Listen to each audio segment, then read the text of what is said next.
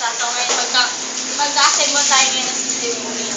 Ito yung scene pan, ibabalik natin siya ulit sa may motherboard.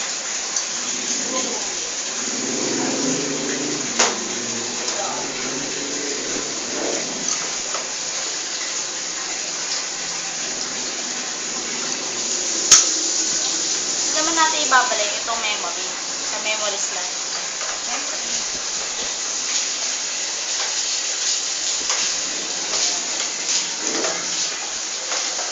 Tapos, nalagyan natin sa cabinet ngayon.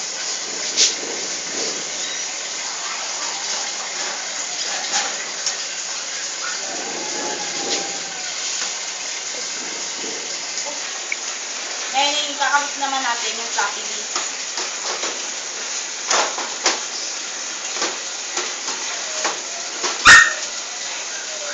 Sunod naman yung CD-ROM.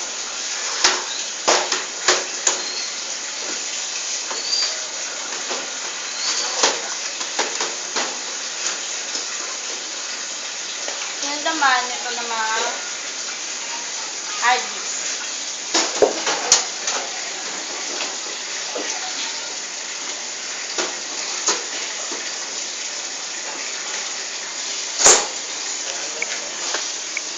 Ngayon naman, hindi natin kakabit yung power supply. Ito siya.